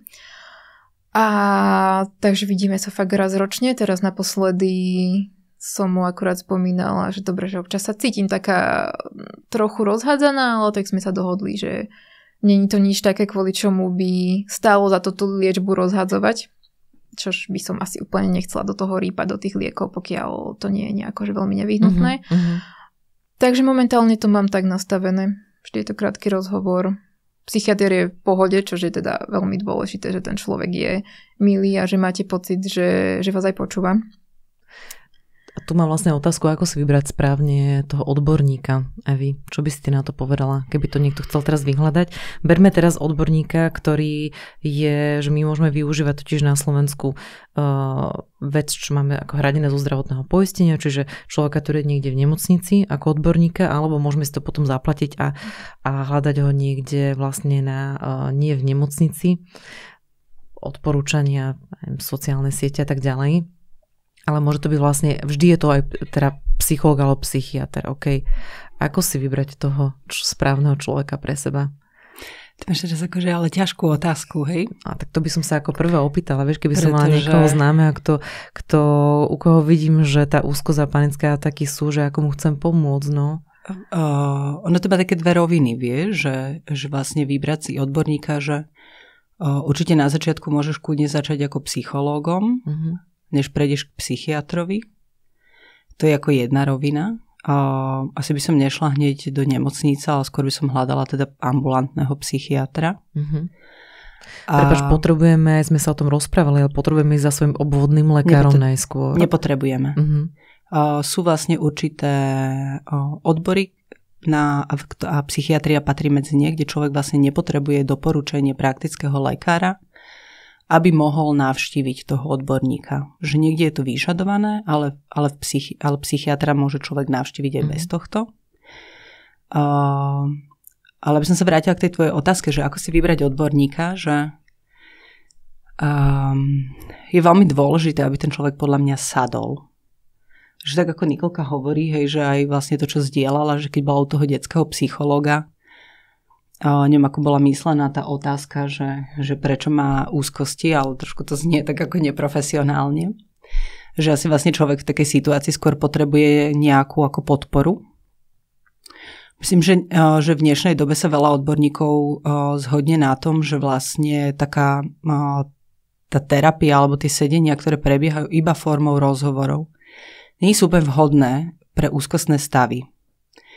Pretože oni vlastne nie sú schopní ako keby v rámci toho to nejak ako keby vyriešiť alebo vyliečiť, že vlastne to ľuďom nepomáha. Vyhlbkovať ako keby v tú chvíľu. Hej, že potrebujú vlastne niečo úplne iné. A ja som sa tak usmiala, keď Nikolka hovorila, že to, čo jej pomáha, je, že ju niekto obíme alebo že si láhne. To je taký somatický prístup. Že vlastne, keď sa tu o tom rozprávame, tak mne tak akože občas ide niečo hlavou a to, čo mi išlo hlavou, je vlastne to, že človek potrebuje znovu ako keby nadviazať takéto spojenie so sebou, že aby sa začal cítiť vlastne aj bezpečne vo svojom tele, aby vlastne mal trošku možno aj pocit, že to telo predsa len má do istej miery pod kontrolou, že to si nerobí s ním, čo chce, že na to je veľmi dôležité. Myslím si, že veľa ľudí sa necíti dobre vo svojom tele, že to vlastne vôbec nevedia. Teraz prosím vás, nemám na mysli takéto, že akože či máte 10 kg naviac, hej? Bavíme sa o tom, že keď človek vlastne ako keby precíti to svoje telo, že aké to vlastne je byť so sebou, že my máme tendenciu vlastne unikať z toho. Celá tá naša doba je ako perfektná na to, že máme veľa únikových ciest a spôsobov. Ale aby som sa vrátila k tej otázke, aby som nerozprávala akože niečo úplne iné. Je veľmi dôležité, aby ten odborník podľa mňa človeku sadol, aby sa tam cítil dobre, lebo to musí byť proste to prostredie takého bezpečia a dôvery. To znamená, že keď vám niekto nesadne, tak radšej choďte niekde inde. A za mňa už dneska existujú také moderné prístupy, že fakt netreba chodiť na terapiu pol roka, aby človek vôbec vnímal nejaký ako posun. Že to už podľa mňa je také trošku ako prehistorické, že mal by to proste cítiť aspoň niečo, ja nehovorím, že sa to vyrieši, ale že už by tam nejaký ako posun k lepšiemu mal byť oveľa skôr. A možno, že to, čo ako aj veľa pomáha, a možno, že to je to, akú vlastne Nikolka má skúsenosť, že niekedy to, čo pomôže, je skôr pracovať ako keby na takom v tom vzťahu so sebou, než iba riešiť ten problém stále dookola. Lebo aj toto je niekedy trošku, si myslím, taká pásca, že vlastne ľudia ako keby sa zacyklia ako keby v tom. Hej, že oni vlastne stále vidia tú úzkosť ako problém, ale tá úzkosť je iba signál pre niečo. A buď vieme teda nájsť, že čo za tým je, alebo teda potrebujeme ako keby vybudovať trošku možno iný vzťah k sebe. Samozrejme naučiť sa zvládať tie veci, určite veľmi dôležité je to, čo Nikolka hovorí, tá informovanosť, hej, že človek vie, čo sa s ním deje, že vie, že neumre. Že ešte tu ti skočím, že možno je to zdieľanie s inými ľuďmi, že prežívajú niečo podobné, hoď nezažili presne to, čo ja. Hej. Super vec. Že to je určite dôležité, čiže ako vyberať odborníka, ja by som určite dala aj na taký svoj pocit. Nie iba na to, že aké má diplomy a tak ďalej, ale že veľmi dôležité je to, ako sa s tým človekom cítime. Lebo keď sa necítime dobre, tak on môže ovládať čokoľvek a nebude to fungovať. Úplne by som tu povedala takú vec, že ísť za niekým, hoci ho nájdem aj na internete, vyskúšať prvé sedenie ako skúšobné, hej. Dala by som si tu trochu pozor na to, vieš, aby si zase nenašla niekoho, kto si urobil 3-týždňový kurz, hej, že to zase nechcem odporúčať, že tak som to nemyslela. že určite akože je dobré proste nájsť niekoho, kto tomu aj naozaj rozumie, hej, že dneska už si môžete urobiť akože trojtýždňový kurz s tým človekom, troška sa ho povypytovať, aké má s tým skúsenosti, alebo koľko rokov sa tomu venuje, alebo možno s akými klientami chodí, sa dostáva najčastejšie do styku, hej, s akými problémami tí klienti alebo s ťažkosťami chodia, hej, že inak toto je vec podľa mňa, ktorá je aj celkom dôležité povedať, lebo nielen oni ako sú odborníci, ale my si ich vyberáme, hej, že máme právo si ich vybrať, aj keď sa zle cítime a máme právo byť aj u 6. až spokojný v poradí napríklad. Určite, presne, hej. Určite. A to je ako dôležité, že proste, aby sa tam človek naozaj ako dobre cítil, aby potom tam vnímal aj nejaký efekt, hej, že coaching mal za 3 mesiace efekt. Možno aj skôr, ale ten efekt tam bol. Ale niekedy ľudia chodia proste x akože mesiacov a stále čakajú na to, že sa niečo zmení. Ale keď sa nič nemení, tak radšej nech idú niekam inám. Nech idú niečo iné vyskúšať, že proste nemá zmysel akože čakať. Evi, aký máš ty názor na to, že lieky, úzkosť a panické ataky, liečba? No. Určite v určitom štádiu alebo v určitom stave tie lieky majú svoje opodstatnenie. Veľakrát ľudia napríklad k psychiatrovi prídu vtedy, keď tie lieky už naozaj potrebujú. Hej, že už proste väčšinou ľudia nebýva psychiater ako keby taká tá prvá voľba, alebo to není ako o tom, že tuto niečo sa mi deje, alebo mám nejaké ako napätie, idem psychiatrovi, že väčšinou to trvá, kým človek k tomu psychiatrovi príde, buď už niečo vyskúša, alebo to proste sa snaží doma zvládnuť po neviem akú dobu. Čiže častokrát ľudia vlastne psychiatra oslovia vtedy, keď už tú liečbu naozaj potrebujú. Veľa psychiatrov má aj nejaké psychoterapeutické výcviky. Nie je to automaticky, že psychiatr je hlavne o medikácii, proste tak to je. Čiže veľa psychiatrov dokáže možno aj nejakú psychoterapiu ponúknuť, si myslím. A lieky teda ako za mňa majú určite opodstatnenie, lebo proste niektoré tie stavy sa už bez toho nedajú zvládnuť. Ale za mňa to není ako liečba, ako v zmysle, že je to vyrieši to všetko. Je to symptomatické, že človek nemá tie príznaky, ale nerieši to tú príčinu. Že vlastne tá príčina je niekde inde. A to samozrejme, že to už je potom na tom danom človeku, že či chce do toho ísť, lebo to môže byť nadlhšie, než sa to vôbec akože k tomu dopátra. Možno, že sa k tomu nikdy nedopátra. Aj to sa môže stať, hej, že to sa nedá povedať, že určite to tak bude. Ale ako že tie lieky proste nie sú úplne ako liečba v zmysle tej príčiny, to je jedna vec. A druhá vec je, to by som možno ešte podotkla, že keď vlastne Nikolka hovorila o tom, že ona chcela vlastne niečo, čo si dá iba keď, ako keby, že má, že keď jej bude zle, alebo teda dostane ten atak, aby si niečo dala. Tak tieto lieky, ktoré sú vlastne na takéto, ako keby, že nazvime to, že jednorázové použitie, väčšinou bývajú návykové. Ja teda si myslím, že ten návyk nevznikne úplne u každého, ale to riziko tam je, to je dôležité, že tak ako aj alkohol je návykový, ale nie každý je na ňom závislý, tak vlastne aj tieto lieky, ktoré sú návykové, tak tam je proste to riziko, že ten návyk vznikne. Oni teda majú ako rýchly nástup účinku, že vlastne keď si to ľudia dajú, tak ono by to do takej pol hodiny proste minimálne malo zabrať. Ale tie lieky sa nedajú vlastne užívať na nejakej ako keby úplne pravidelnej báze, to znamená, že nemôže si to človek dávať, že proste že raz denne alebo 3-krát denne, lebo tam je naozaj potom to riziko, že tá závislosť vznikne, potom ešte okrem úzkostných ťažkostí bude mať iné problémy a hlavne to prestane fungovať, lebo ten organizmus si na to zvykne. A potom je iná skupina liekov, ktoré sú vlastne určené na dlhodobú liečbu. Väčšinou sú to lieky zo skupiny antidepresív. Dneska sú antidepresíva lieky na všeličo. Ale vlastne tie lieky sú vlastne potom bezpečné pri tom dlhodobom užívaní, to znamená, že nespôsobujú závislosť, ale aby vlastne tam bol ten účinok, tak je potrebné ich proste brať pravidelne.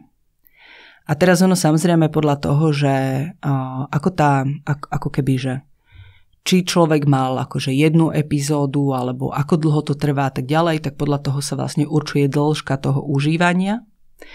Ale väčšinou, to je taká moja skúsenosť, je to už potom skôr navždy. Ako ja nechcem byť taká úplne nejaká pesimistická. A prečo to je navždy, Evi? Pretože proste pokiaľ sa nevyrieši príčina, človek nezačne inak fungovať, tak keď sa neodstráni príčina, ten problém pretrváva, tak proste to potrebuješ. Hej, že ako ja som proste to ľuďom trebárs po nejakej dobe aj vysadzovala, že keď sme sa na tom proste dohodli, cítili sa fajn, ja neviem, niekoľko mesiacov, rokov, záležalo aj od toho, že niektorí ľudia sami chceli, proste niektorí pacienti sami chceli, aby sme to vysadili, lebo to má proste nežiaduce účinky. A tak veľakrát sa stalo to, že proste po nejakej dobe sa to znovu objavilo, tie ťažkosti. Tam je potom trošku taký problém, že vlastne keď sa to znovu objaví, môže byť ťažšie to zase ako keby zamedikovať, hej, že znovu nastaviť tú liečbu, že nemusí to už byť také, že sa že tá istá, čo bola predtým, ale nemusí byť funkčná. Akože jasné, že sa siahne potom ako prvé, lebo však to fungovalo.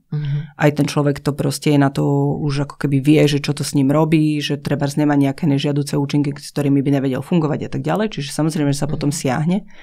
Ale nie vždycky to potom bolo ešte účinné. Hej? Že aj toto je proste riziko. Že určite je dobre potom sa vlastne akože poradiť s lekárom, hej, že asi by som to svojvoľne úplne nevysadzovala. Ale ako ja by som teda určite k tomu ešte niečo pridala. Nejakú formu terapie, coachingu, aj keď ja teda ja veľakrát mám na kurzoch coachov a oni moc akože nemajú radi také terapeutické veci. Oni sa držia tak akože v takej trošku inej ako keby rovine a napriek tomu, že teda sa učia techniky, ktoré sú v podstate aj terapeutické. Takže tak ako ja si myslím, že je proste treba s tým ešte niečo robiť. Že nenechať to len na tej medikácii. Ja som to tak, že vytvoriť si nejakú záchrannú sieť, ktorá nie je teda zavesená iba práve na tých liekoch, ale na niečom inom. Terapie, možno to zdieľanie s inými ľuďmi, ale poďme sa ešte porozprávať o tom, že v tej záchrannej sieti, to tak nazvem, v tej bezpečnej sieti, záchrannej sieti by mohol byť aj to naše blízke okolie. To nemusí byť vždy rodina. Niekto, kto nám rozumie, s kým vieme zdieľať to veci, kto nás možno pozná, keď sa ti niečo deje. Tak teraz sme sa bavili o tom, že Nikolka, že ty a tvoj život s úzkosťou, dobre, a teraz ako sa cíti to blízke okolie človeka, ktorý žije s úzkosťou? Ako to okolie má reagovať a možno ako tam je to najčastejšie, akým spôsobom chcú oni zachraňovať toho druhého, hej? Tak ako sa to okolie najčastejšie cíti? Poďme sa možno, Evi, ešte pozrieť, že maminka tvoja, to je úplne super príklad, presne, že keď ste s tebou akoby je v tom od začiatku, v zmysle, že vedomo, hej, že kedy sa to začalo diať a rozpráva sa s ňou doteraz. Aké ona fázy mala, ako sa ona podľa teba cítila v tom všetkom, čím si ona možno sama prešla, hej? Má v tom nejaký stres? Chcela pomôcť? Asi som sa s ňou nikdy o tomto ani nerozprávala. A ja som z nej nikdy nejako nevycítila nejaký extrémny stres alebo niečo veľmi negatívne, ale zase tiež môže byť dobrá herečka, tak ako ja som skrývala svoje, ona mohla predo mňou skrývať svoje pocity, aby ma nestresovala ešte viac. Ale určite, že tam boli rôzne fázy a s odstupom času, keď sa o tom trochu rozprávame, nikdy nie nejako úplne, že do hĺbky, tak je to skôr taká tá beznádej. Že čo mám robiť, ako mám pomôcť a prečo sa jej to deje, čo som spravila zle. Toto je podľa mňa asi veľmi častá otázka, že ten rodič má asi tiež pocit, že možno nejakým spôsobom zlyhal a prečo sa to deje jeho dieťaťu, keď vlastne navonok má všetko. Takže za tých našich pár rozhovorov ja si myslím, že toto bolo pre ňu asi hodne ťažké. Keď si prvýkrát išla k tej psychologičke, nastal aj moment, kedy maminka tam išla k tej psychologičke? Alebo U toho detského psychologa. Áno. Tam som ňou bola aj mamača, ale musím povedať, že vtedy mala som 15, takže už som nebola úplne, že malé dieťa, takže by mi možno bolo príjemnejšie, keby tam nebola, hej. Ale ten doktor ju tam chcel skrz toho, aby mu nejako priblížila ešte moje detstvo alebo prostredie, v ktorom žijem, alebo také niečo. Za mňa to asi nie je úplne ideálne riešenie, aj keď máte otvorený vzťah s tým človekom, že mala som otvorený vzťah s mamou. Ja by som jej to sama porozprávala. Všetko, čo sme sa bavili na sedení. Ale v istom zmysle mi nebolo príjemné, že sme na tom sedení museli byť obe. Ale hej, na tom prvom bola, potom už keď som chodila na ďalšie, to už som bola staršia, tak som chodila sama. Rozumiem. Evi, my sme sa spolu rozprávali, že čo to blízke okolie tých ľudí, hej, tak berme teraz jednu ešte vec chcem povedať, že pri príprave na tento rozhovor som rozprávala aj so Zuzkou Juranekovou, ona je odborná poradkyňa intervenčnej linky pomoci IPčko a jedna z vecí, ktorú sme rozprávali, že štvrtá najčastejší akoby dôvod anonymného volania na intervenčnú linku pomoci je úzkosť. Samozrejme, keď by sme si pozreli prvú, druhú, tretiu, tak to veľmi s tým súvisí. Hej, panická taký úzkosť, možno záujem si, alebo teda rozmýšľanie nad tým, že si môžem niečo urobiť. Nielen teda spácham samovraždu, ale akékoľvek seba poškodzovanie. Takže veľmi, veľmi častá vec, ktorú človek volí, keď volá ako anonymne na linku pomoci. A keď sú to deti, sú to najčastejšie tam deti od 11. roku života. Hej, to je také, že najväčšie množstvo ľudí do 25 rokov života.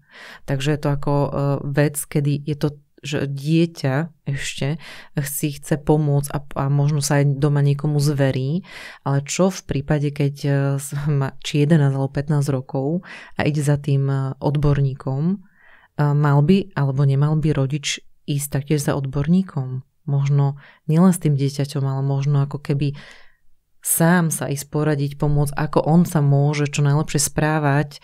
Hej, veď asi teda nemáme doma príručku správanie sa v každej situácii a toto je fakt vážna vec. Čo by si ty poradila?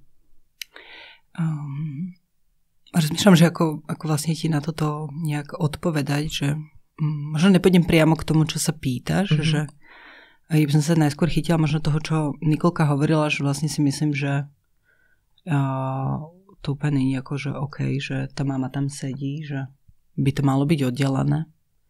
Že vlastne aj to dieťa má, akože si môže porozprávať a potom sa napríklad ten psycholog porozpráva aj s tým rodičom. Že malo by to byť aj oddelené, lebo ako ja mám napríklad skúsenosť, že nás tiež občas oslovujú ako rodičia a proste chcú priviesť deti, ale ako my veľmi s deťmi až tak úplne nepracujeme. A že ja napríklad, keď nastane taká situácia, tak sa s každým rozprávam zvlášť. Že ja proste chcem vedieť, čo mi to dieťa povie, keď tam ten rodič nie je prítomný.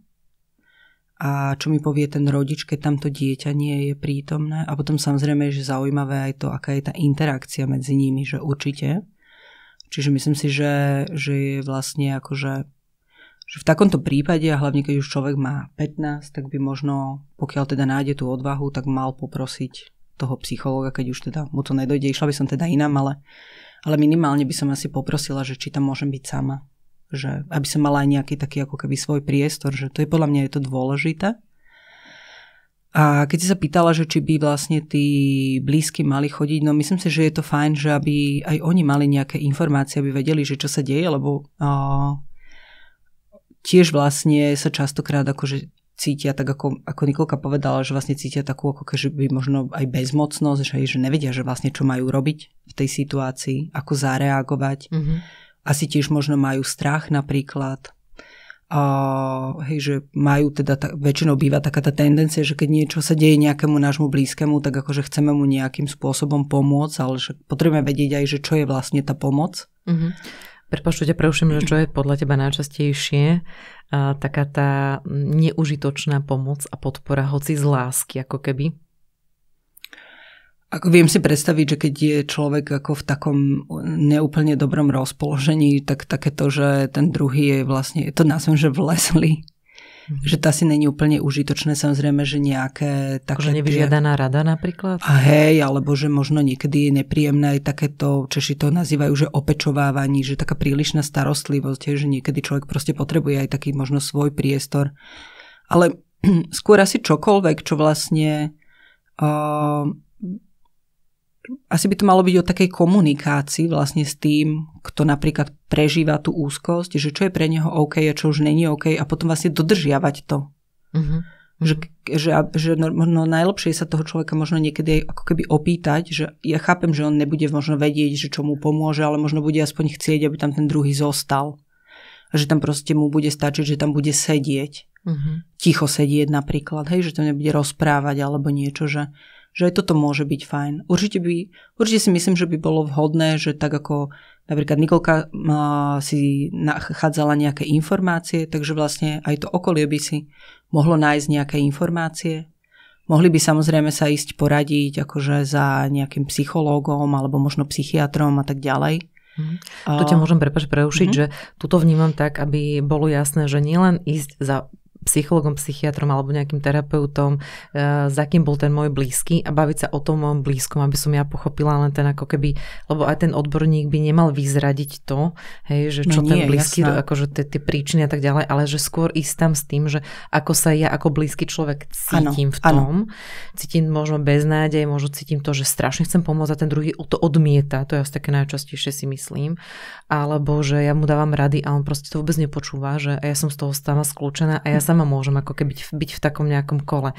Že toto možno pochopiť, že ja sama so sebou ísť preto, aby som bola lepšou oporou pre toho blízkeho človeka, hej? Je pekné to, čo si povedala, že mu dávam rady, on nepočúva, on možno aj počúva, ale nevie, čo s tým má robiť, hej? Že to je ľahké niekomu niečo povedať, že ale ťažšie je to spraviť, že to nemusí byť o tom, že to ten človek nepočuje, že on to počuje, ale čo s tým má robiť. On to v tú chvíľu nevie proste realizovať, nevie zmeniť. Presne tak. To nie je to najpotrebnejšie v chvíľu preňho. Presne, hej.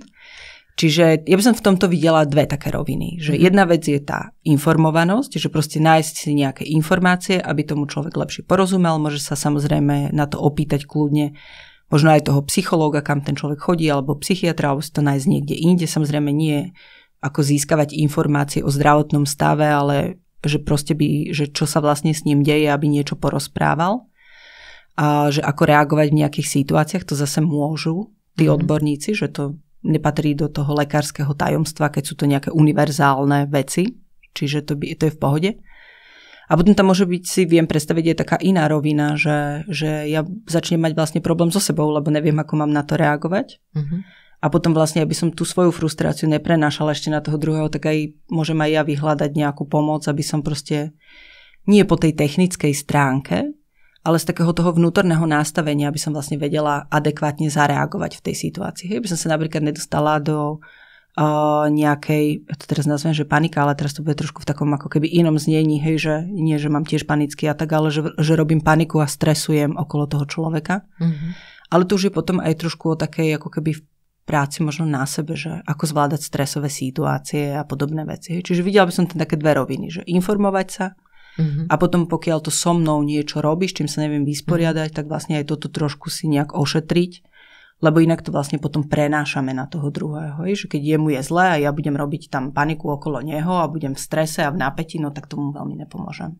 A bude v podstate aj mne horšie ako tomu blízkomu človeku, presne tak. Hej. A to súvisí s takým pojmom, že rešpektujúca komunikácia, že Nikolka, ako byť rešpektujúca sama voči sebe v tej komunikácii, to si teraz veľmi pekne povedala, že starať sa o seba aj v tom seba prijati, seba láske, hej.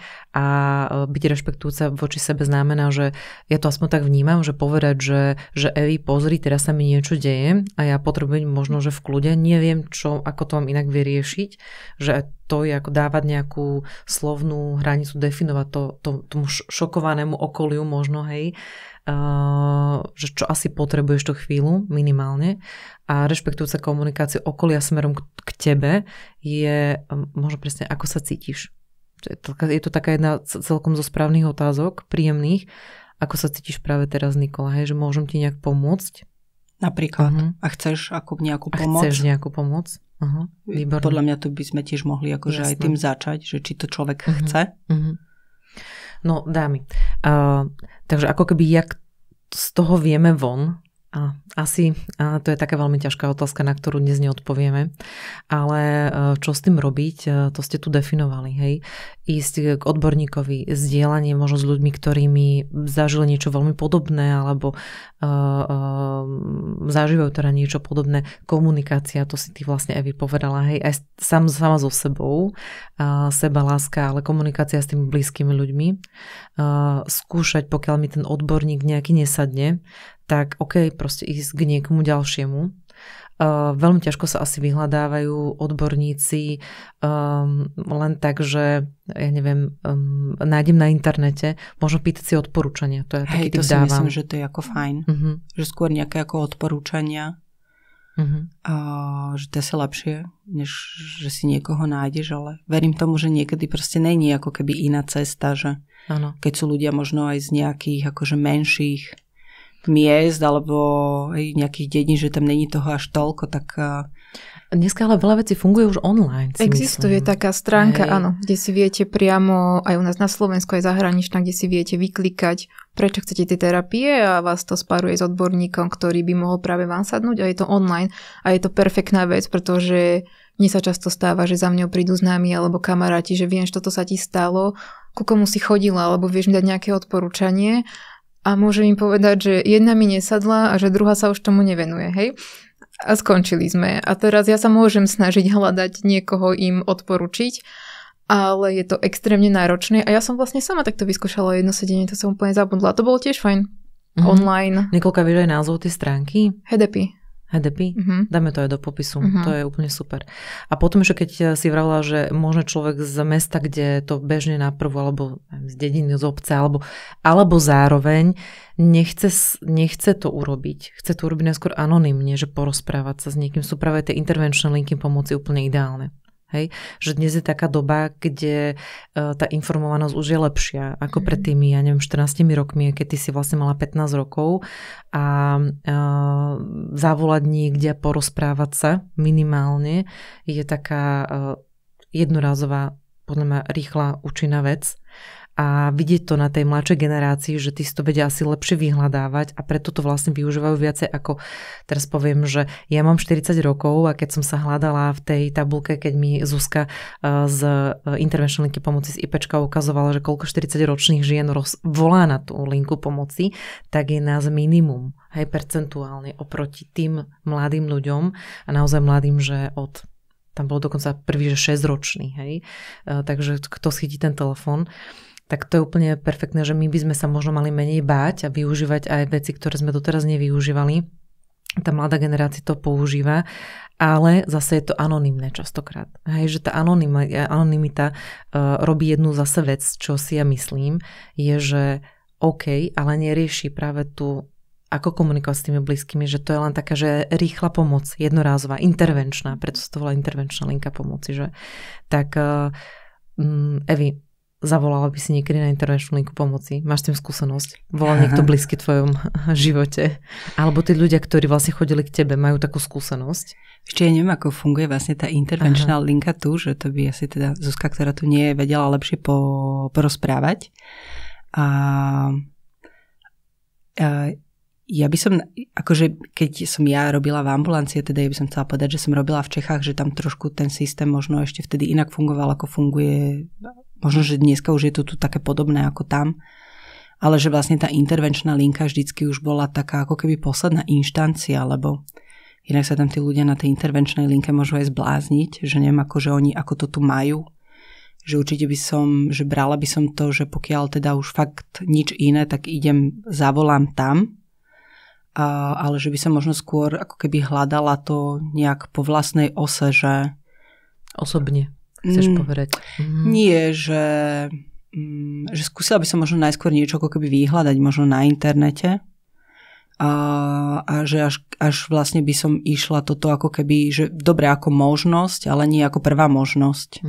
Vieš, že aby tam naozaj sa potom dovolali tí ľudia, ktorí sú v nejakej akože vážnej situácii, nie že niekto hľadá psychologa vo svojom okolí, že asi to na to úplne neslúži. Ale berme to, že máme tie panické ataky a úzkosti, vieš.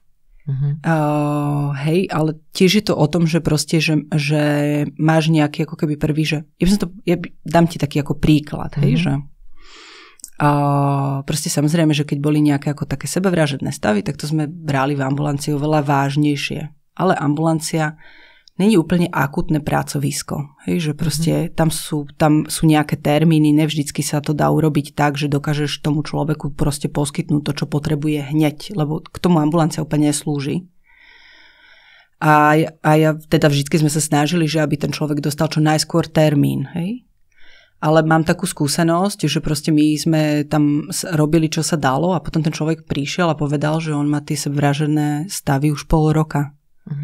Ale za toho pol roka už vieš sa dalo všeličo ako keby riešiť, že vlastne nečakať úplne až do takého to, že možno sa snažiť ako keby to riešiť skôr, snažiť sa možno najskôr pohľadať aj v tom okolí.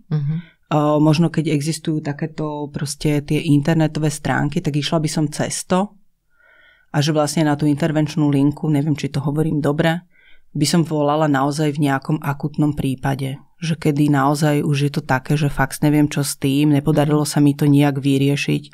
Že ja to beriem, že to je také, keď idú ľudia na pohotovosť, no ale sú ľudia, ktorí proste nemajú čas a potom prídu riešiť niečo, čo není akutné na pohotovosť. Vieš, ale tá intervenčná linka pomoci môže slúžiť práve to, že ten človek není vypočutý. Veď práve preto hovorím, že ja neviem, ako to úplne presne funguje, že aké sú ich možnosti, ale že hej, že akože jasné, no proste treba niečo pohľadať. Je to ako ďalší nástroj. Skôr ja by som tú intervenčnú linku vnímala skôr ako takú pohotovosť. Hej. No a keď sa teda tá úzkosť a panický atak nerieši, čo sa potom deje, povedzme ešte 2-3 vetami. Lebo aby teda bolo jasné, že naozaj táto vec alebo táto téma je téma vážna a treba o nej rozprávať práve preto, že čo sa potom môže deť? Môže sa stupňovať intenzita toho. To myslím, že to sa deje veľmi často. Že vlastne buď sa zvýšuje vlastne taká tá intenzita tej úzkosti, možno, že sa častejšie začínajú objavovať tie panické ataky. A potom to záleží od toho, že ako sa na to budeme pozerať. A do toho by som už asi nešla. Hej, že keby sme išli, že čo je vlastne tou príčinou a kde sa tá príčina v akých rôznych oblastiach môže vlastne prejaviť. Hej, ale to už by sme trošku presiahli túto tému. Rozumiem. Máš skúsenosť, Nikolka, keď si sa rozprávala s niekým, kto má úzkosť a panický atak, že kam to až prerastlo, akoby ďalej, ako si to mala ty? Ako to máš ty? To asi úplne nie, ale z rozhovoru so psychiatrom napríklad mne bolo povedané, keď sme sa prvýkrát rozprávali, ako dlho to mám, ako sa to prejavuje, všetky tieto veci, že som za ním prišla po tých 10 rokoch, hej. Že by som teda chcela lieky, samozrejme som bola upozornená, rozprávali sme sa o tom, ale mne bolo povedané, že vlastne už v mojom štádiu, že som s tým žila tak dlho, ak chcem napríklad brať tie lieky, tak už to bude zrejme navždy a to je vlastne dobre nastavená liečba, je považovaná z jeho strany za vyliečenie, pretože sa to nedá priamo vyliečiť. To mi bolo tiež povedané, nedokáže sa to plne vyliečiť, správne nastavená liečba znamená vyliečenie v určitom slova zmysle.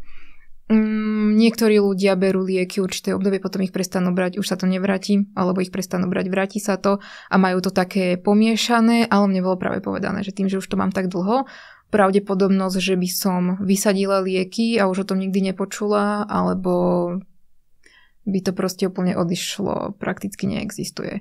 Takže možno to, že keď to človek začne riešiť skôr, a nehovorím, že liekmi, ale skutočne dnes je toľko možností a za mňa je tá HDP úplne perfektná, pretože ja osobne som taká, že keď mi zostane zle alebo niečo riešim, tak v momente bukujem to, čo to môže vyriešiť. Hej, tak ako som sa prihlásila na ten coaching, pretože som mala nejaký problém, ktorý už bol taký, že v momente som sa prihlásila na coaching.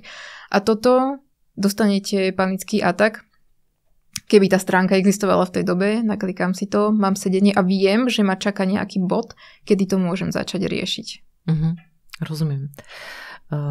Ja by som možno, keď si sa na to pýtala, že čo by mohlo nastať, ešte si myslím, že to, čo by mohlo nastať, je, že sa tam objaví napríklad aj depresia. Že vlastne, keď je to dlhodobé, človek si s tým nevie poradiť, je to veľmi nepríjemné, že takže vlastne upadne aj do takej ako depresie. Že to je vlastne riziko toho. My sme tu už spomínali ešte seba poškodzovanie, že to sú také možno vedľajšie tie veci, ktoré k tomu môžu byť pridružené. Aj s Nikolkou, keď sme sa spolu rozprávali, že nejaká forma seba poškodzovania môže nastať. No sú to vážne veci, samozrejme, čo s tým môžu byť spojené, preto toto aj dnes rozoberáme. A tak predposledná otázka na vás, prečo je podľa vás stigmatizovaná táto téma? Vôbec rozprávil som o duševnom zdraví. V práci napríklad, hej, prečo moji kolegovia môžu a mali by vedieť, že dostávam panické ataky, hej. Takže kde akoby začalo to, že túto tému stigmatizujeme a potom ešte, Nikolka hovorila pri našom prípadnom rozhovore jeden príklad, že keď prišla k lekárke, keď prišla do novej práce, tak tam bola taká lekárska kontrola, pani doktorka povedala, že áno, niečím trpíte, no povedala, že úzkosťami a tá pani doktorka povedala, OK, ale ja vám to tu teda nezapíšem, len aby bolo jasné, nikto sa o tom nedozvie, hej. Takže na to sa pýtam, že prečo že tú stigmu si my vlastne vytvárame sami, že? A to je podľa mňa jeden ten príklad toho, že ja osobne som otvorený človek, ja by som nemala taký problém o tom rozprávať. A už nemám problém o tom rozprávať, ale keď vám niekto non-stop rozpráva, radšej si to nedaj do karty, nikomu to nepoviem, radšej to nikomu nerozprávaj, rodina to nemusí vedieť, tak človek si to aj sám v sebe začne tak stigmatizovať, zakazovať o tom rozprávať a ľudia sa za to hanbia. Takže otázka inak položená, ako to destigmatizovať? Čo môžeme preto robiť? A ty sa usmívaš. Môže sa viacej informovať o tom, že čo to vlastne je. Lebo ja myslím, že veľa tej stigmatizácie je jednak ako z nevedomosti. Ale druhá vec je, že proste žijeme v spoločnosti, kde veľa vecí je ako navonok. Že hlavne, aby to navonok dobre vyzeralo, ale to, že nám je zle. Že sme vlastne v strese, v neustálom napätí, proste neviem, tam nám krachujú vzťahy alebo čo, ale hlavne, že to dobre navonok vyzerá. Že vlastne si myslím, že je to proste dané aj trošku tým, aké je nastavenie spoločnosti. Že vlastne ešte stále napriek tomu, že už sa teraz aj vo firmách veľa hovorí o tej dôležitosti proste zamerania sa na ľudí, tak je to stále výkonnostné orientované, je tam proste tlak. A ten tlak není samozrejme iba ako vo firmách, ale ten tlak je ako všeobecne, že kto deti učí v škole, si ako keby uvedomiť, že ako oni sa cítia, hej, že naučíš sa, že všetky možné hlavné mestá, čo ja viem, čo ti v konečnom dôsledku akože s prepáčením ti je na prd, ale vlastne nevieme nič ako keby o sebe. Že keď sa ľudí opýtam, že aké hodnoty sú pre vás dôležité, oni na mňa pozerajú, že čo to sú hodnoty. A pritom, ako vedia, ja so sebou žijem, je to niečo, čo do veľkej miery ovplyvňuje môj život, čiže toto si myslím, že tu by mal byť ako keby väčší dôraz na to, že ja nehovorím o takej prehnanej starostlivosti, že teraz všetci budeme chodiť psychoterapeutovi alebo všetci budeme na psychiatrii, hej, aký americký trend, to nie. Ale že vôbec ako keby zaoberať sa týmto, že aby aj toto sa stalo ako dôležitým. A ja myslím, že keď sa to stane dôležitým, tak aj tá stigmatizácia nebude taká, lebo to bude proste normálne. Ja si pamätám, že keď som raz zrobila taký rozhovor, nejdem to viacej menovať, a tak ja som niečo rozprávala o tom, že by vlastne bolo fajn, keby akože ľudia sa dokázali tak akože otvorene proste rozprávať o veciach, hej, aj v rámci rodiny a tak. A ten psychiatr, ktorý tam bol tiež, tak na mňa tak pozeral, že som taká utopistická. Ja nie som utopistická, mi príde, že to by malo byť normálne. Ako ja to napríklad tak v partnerskom vzťahu mám, že môj muž je proste niekto, kto je pre mňa ako absolútne blízky, ja pred ním nemám žiadne tajomstvá, alebo nie nejaké extra vedomé a proste dokážem s ním proste zdieľať veci, ale ja viem, že veľa ľudí to tak nemá. A že vlastne celé ako keby to nastavenie je trošku problematické a že aj z toho vlastne veľa vecí potom vychádza. Hej, že aj je to aj neinformovanosť, ale aj to, že my vlastne veľakrát to hráme na to, ako to vyzerá a miesto toho, že ako sa v tom človek reálne proste cíti. Čiže sme opäť pri komunikácii, jednak sami so sebou, že ako sa v tom celom máme, úprimne a tým aj teda úprimne žiť navonok, zdieľanie medzi sebou a možno počúvať sa, to si tam vlastne ty povedal, že hej, počúvať jeden druhého, vedome počúvať, nielen, že ty niečo rozprávaš a je to pomimo mňa. Hej. Nikolka, je tam niečo, čo by si k tomu chcela ešte ty doplniť? V rámci tej možno, ako destigmatizovať o tom, rozprávať to tak, ako ty rozprávaš svoj vlastný príbeh. A je ešte niečo, čo by si možno... Ja som tiež tak nejako nastavená, že otvorene rozprávať. A za mňa je to úplne normálne. A ja som taká otvorená kniha. Niekedy až asi taký ten typ človeka, ktorý rozpráva predtým, než nad tým reálne rozmýšľa. Ale ja nemám taký nejaký filter, cez ktorý mám potrebu tie informácie prehnať. Jednoducho, toto je to, čo cítim, toto je to, čo zažívam. Nechápem, prečo by s tým niekto mal mať problém.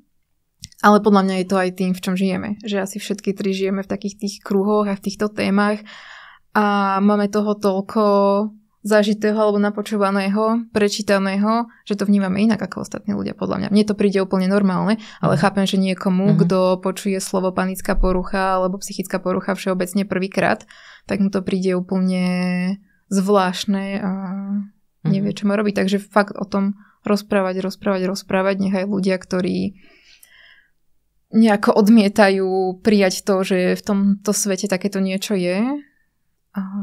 Prijali, že to existuje a jednoducho... Vedeli možno ako na to, keď teda na to prídu, ako na to a reagovať, no. Psychická porucha je určite podľa mňa také ako desivé. Si myslím, že ľudia si za tým predstavujú úplne niečo iné, než to veľakrát reálne znamená. Hej, že sú to také tie desivé scénky z filmov, kde tí ľudia sú ako keby úplne mimo, ale že vlastne medzi akože psychické poruchy sa ráta aj niečo, čo je vlastne relatívne bežné. Že si myslím, že to je vlastne dneska veľmi bežné. A u mladých, že ty si vlastne spomínala tú linku tej pomoci a že tam vlastne volajú takí skôr mladší. A mne tam tak akože nápadlo, že či je to tým, že oni si to dokážu lepšie vyhľadať, alebo či to není bohužiaľ aj tým, že sa to začína čím ďalej tým častejšie vyskytovať. Že vlastne ako ja tiež proste častokrát sa stretnem s tínedžerami, ktorí majú takéto rôzne ťažkosti, hej, že sú úzkostní, majú panické poruchy alebo niečo, že alebo to, čo často riešia, väčšinou je to tak ako keby, že sa to trošku viacej približuje depresii, ale že oni vlastne vidia to, že ako fungujú tí rodičia, oni vedia, že tak fungovať nechcú, ale nevidia napríklad inú cestu pre seba. Že mi príde, že vlastne sa to ako keby, že možno, že aj sa to viac vyskytuje teraz. Že aj preto možno tí mladí ľudia. Alebo to vieme viac rozklúčovať medzi tým všetkým, čo sa nám vlastne deje. Že toto môže vlastne byť. A to je jedna vec. A druhá vec je, že sa aj trošku, že predsa len si myslím, že sa kladie trošku väčší dôraz na to, ako sa človek cíti. Hej? Že vlastne v minulosti, ja neviem, keď som ja mala 15, tak kto riešil takéto veci? Akože nikto. Tiež som bola síce u psychologičky, ale asi som tam tiež bola iba 2-krát. Ale akože v tej sa to nejak tak neriešilo. V tej to bolo viacej také, akože to proste musíš nejak zvládnuť, hej, čo si vymýšľa, že neviem čo. A príde mi, že dneska už predsa len je to trošku také, že viacej sa dá o tom rozprávať a že sa tým ľudia viac zaoberajú, čo je vlastne dobré znamenie aj svojím spôsobom. Hej? Tak verím tomu, že dnes sme k tomu viac prispeli, k tej otvorenej komunikácii a niekomu sme možno keby pomohli dať nejaký postup ako sám zo sebou, alebo keď je to náš blízky človek, ako na to. Nikolka, ďakujem ti veľmi pekne, že si bola dnes súčasťou, že si ma oslovila, že si rozprával o svojom príbehu. A Evi, tebe veľmi pekne ďakujem. Určite dáme do popisu, kde ti ľudia môžu nájsť a v čom ťa ako keby v dobrom využiť, v čom v rámci tejto témy, lebo však ty nepracuješ len s touto témou. Takže dnes bola môjim hostom teda Eva Belešová a Nikolka, ďakujem veľmi pekne. Aj my ďakujeme.